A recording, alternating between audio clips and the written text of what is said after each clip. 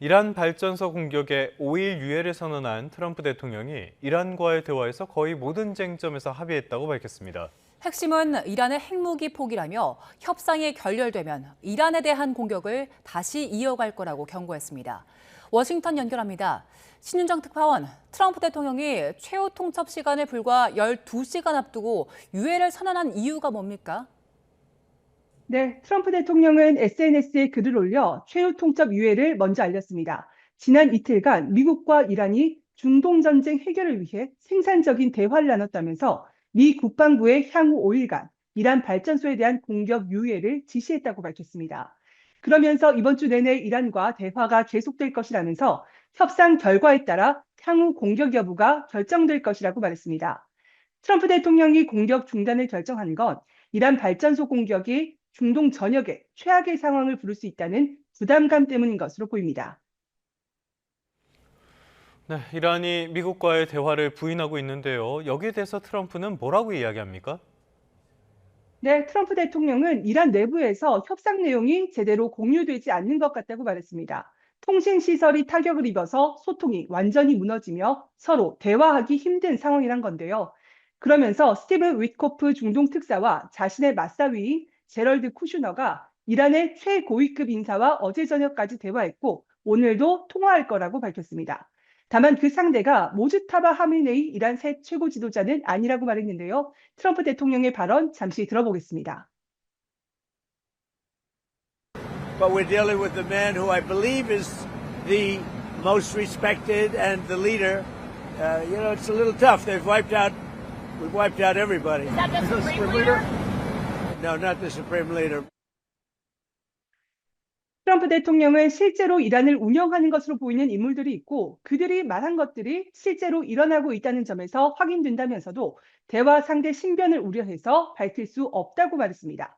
미 온라인 매체 악시오스는 이스라엘 당국자를 인용해서 이란 측 협상 상대가 모하마드 바게르 갈리바프 이란 의회 의장이라고 보도했는데요. 갈리바프 의장은 SNS를 통해서 미국과 어떤 협상도 없었다면서 부인하고 있는 상황입니다.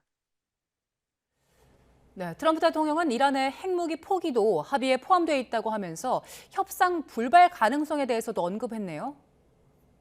네, 트럼프 대통령은 15개 정도 쟁점에서 이란과 합의했다며 가장 중요한 조건은 이란의 핵 포기란 점을 수차례 강조했습니다.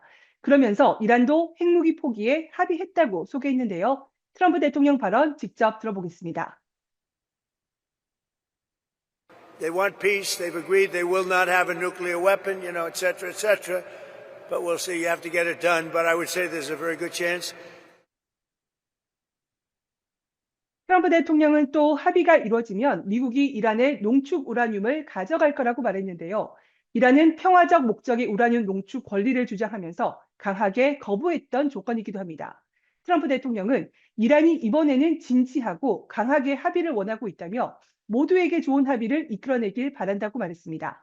다만 이란의 핵 포기가 없다면 합의도 없다며 협상 불발 시 다시 공격을 이어갈 거라고 경고했는데요. 이 발언도 직접 들어보겠습니다. We're doing a 5-day period. We'll see how that goes. And if it goes well, we're going to end up with settling this. Otherwise, we'll just keep bombing our little hearts out. 협상이 성과를 낼 경우 중동 지역 긴장이 완화될 수 있지만 협상이 결렬된다면 군사 충돌이 다시 격화될 것으로 전망됩니다. 이란은 종전 조건으로 공격 재발 방지 약속과 전쟁 배상금 등을 요구해 왔는데 미국이 이란의 동결 자산 반환 등을 제시할 수 있다는 관측도 나옵니다. 이런 가운데 트럼프 대통령은 협상이 잘 진행된다면 호르무즈 해협이 곧 개방되고 유가가 안정될 거라고 말했습니다. 그러면서 향후 호르무즈 해협을 자신과 이란이 공동 관리할 수 있다고 언급했습니다. 지금까지 워싱턴에서 YTN 신윤정입니다. 일단 트럼프의 공격 유예 소식에 국제 유가가 급락했습니다. 뉴욕 증시 3대 지수는 상승했고 원달러 환율도 하락했지만 불안감은 여전한데요. 뉴욕 연결해서 자세한 상황 알아봅니다. 이승윤 특파원, 국제 유가가 많이 조정받았네요. 네, 그렇습니다. 뉴욕 유가의 기준인 5월 인도분 서부 텍사스산 원유 가격은 전장보다 10.28% 내린 배럴당 88.13달러에 마감했습니다. 역시 국제 유가의 기준인 브렌트유 역시 10% 이상 내렸습니다. 이에 뉴욕 증권거래소에서 우량주 30개로 구성된 다우존스 30 산업평균지수는 전장보다 1.38% 상승 마감했습니다. 대형주 위주의 S&P 500 지수는 1.15%, 기술주 중심의 나스닥 종합지수는 1.28% 상승했습니다. 이는 트럼프 대통령이 이란의 에너지 기반 시설에 대해 5일 동안 공격을 하지 않을 것이라고 밝히면서 투자 심리가 빠르게 개선된 영향입니다. 투자 자문사인 KKM 파이낸셜은 이란 전쟁으로 극심한 불확실성과 상당한 과매도 구간에 있었던 주식시장이 마침내 출구를 찾았다고 짚었습니다. 그러면서 중동의 평화를 위한 기반이 마련된다면 뉴욕 증시는 사상 최고치로 다시 갈 수 있을 것으로 평가했습니다. 모든 업종이 일제히 강세를 나타냈는데 특히 여행주가 상승세를 주도했습니다. 델타항공과 로열 캐리비안 크루즈는 각각 2%, 5% 이상씩 올랐고 힐튼 월드와이드 홀딩스도 2% 이상 상승했습니다. 원달러 환율도 뉴욕 장에서 1,486.7원에 거래를 마치면서 1,500원 선 아래로 내려갔습니다. 하지만 경제 전문가들은 아직 안심할 상황이 아니라고 경고하고 있는데요. 직접 들어보시죠. I don't know that volatility is going to start to subside anytime soon. 20 years or less in the market, that we were experiencing an unusual period for investors of low volatility and strong markets.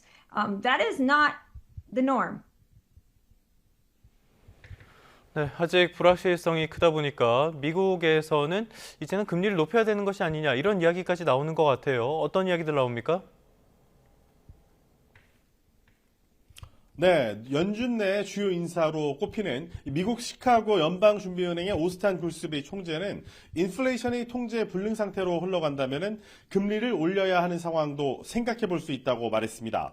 굴스비 총재는 CNBC 방송에 출연해 유가 충격은 역사적으로 볼 때 고물가 속에 이 경기 둔화를 뜻하는 스태그플레이션 방향으로 갔다고 짚었습니다. 이어 이런 게 바로 중앙은행 입장에서 가장 대응하기 불편한 상황인데 이란 전쟁 상황이 어떻게 전개되고 얼마나 더 이어질지에 모든 게 달려있다고 설명했습니다. 또 연말에 이 금리 인하를 할 수 있을 것이란 낙관론을 유지하고 있지만은 이번 전쟁 사태는 계획에 분명히 큰 차질을 초래한다고도 지적했습니다.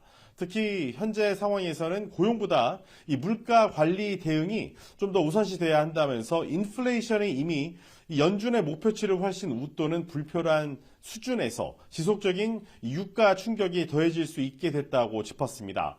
연준 인사 중에 금리 인하를 선호하는 비둘기파로 평가받는 크리스토퍼 월러 연준 이사도 유가 상승에 따른 인플레이션을 우려해서 기존의 이 기준금리 인하 입장을 접었다고 밝혔습니다. 다만 이런 연준 인사들의 금리 판단은 유가 흐름에 따라 상당히 유동적입니다. 시카고 상업 거래소인 페드워치는 금리 선물 시장에서 연준이 오는 10월까지 금리를 0.25%포인트 이상 인상할 확률을 약 10%로 반영했는데 이틀 전에 비하면 무려 20%포인트 이상 내려간 수치입니다. 지금까지 뉴욕에서 YTN 이승윤입니다. 최근 한 빌라 단지의 여러 세대에서 귀금속 등 금품이 사라져 경찰이 수사에 착수했습니다. 인근 CCTV에는 복면을 쓴 남성이 찍힌 걸로 확인됐습니다. 정영수 기자의 보도입니다. 설 연휴였던 지난달 16일, 어두운 빌라 단지에서 한 남성이 급하게 뛰어나오더니 갈팡질팡합니다.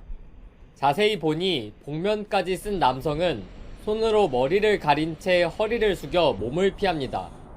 이후 건물 뒤편 CCTV가 없는 야산으로 사라졌는데 이후 한 세대에서 세뱃돈과 금반지 등이 없어졌다는 신고가 경찰에 접수됐습니다. 신권을 찾아다 놨는데 이게 없으니까 집사람이 직감하고 이제 반지 넣는 데를 보고 이렇게 확인을 해보니까 이제 반지가 없어지니까 이렇게 없어졌구나.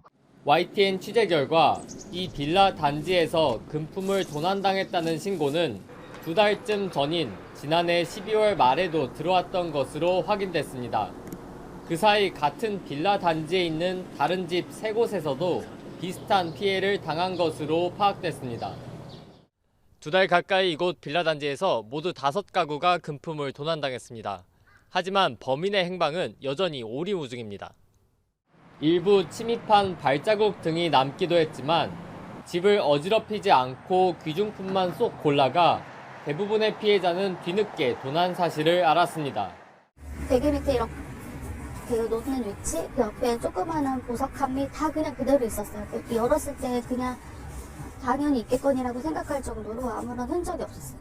경찰은 이 남성이 인근 야산을 통해 도주한 것으로 보고 있는데 특히 변장한 뒤 하산했을 가능성도 염두에 두고 수사 범위를 넓히고 있습니다. YTN 정영수입니다. 지난 주말 광화문에서 열린 BTS의 공연을 두고 갑론을박이 계속되고 있습니다. 초대형 공연을 도심 한복판에서 여는 게 적절했는지, 통제 방식이 과하진 않았는지 등 질문을 남겼습니다. 김승환 기자가 보도합니다.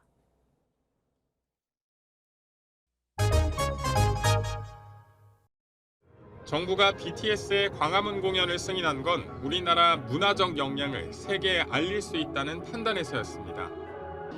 K-팝의 본산, 뿌리인 이 광화문 혹은 서울, 대한민국이라는 걸 확신을 각인시켰다는 점에서 봤을 때 어마어마한 효과가.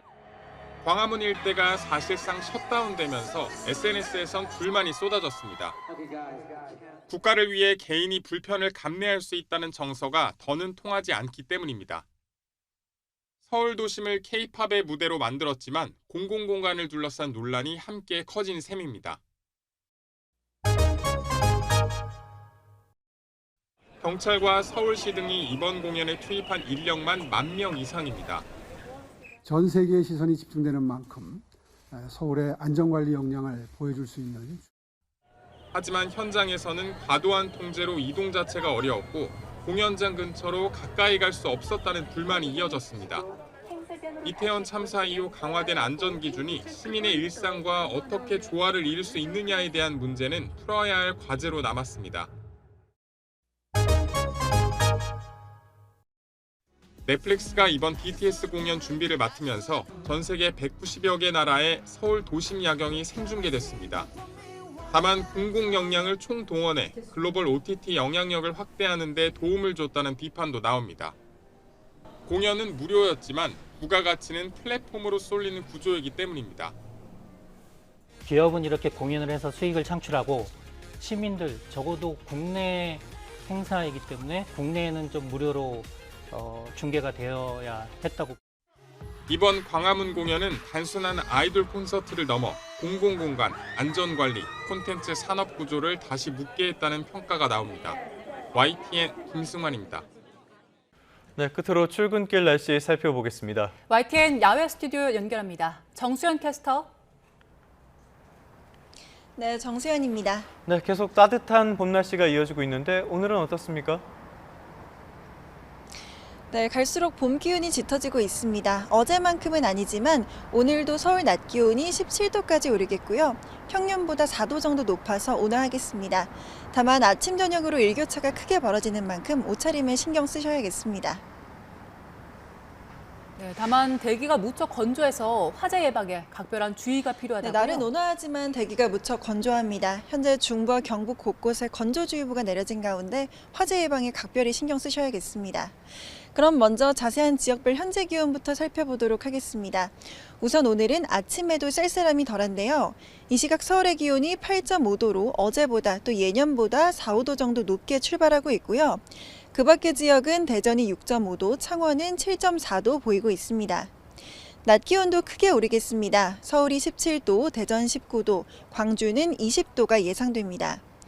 오늘 제주도에는 늦은 밤부터 비가 시작되겠고 그 밖의 지역은 구름만 많거나 흐리겠습니다. 제주도는 내일 낮까지 비가 이어지겠고요. 그 밖의 내륙 지역은 당분간 맑고 따뜻한 봄 날씨가 이어질 전망입니다. 오늘 서쪽을 중심으로는 종일 공기가 탁하겠고 현재 대구에는 초미세먼지 주의보가 내려진 가운데 아침까지 그 밖의 남부지방도 먼지 농도가 짙게 나타나는 곳이 많겠습니다. 출근길 미세먼지용 마스크 챙겨서 나오시기 바랍니다. 지금까지 YTN 정수현입니다.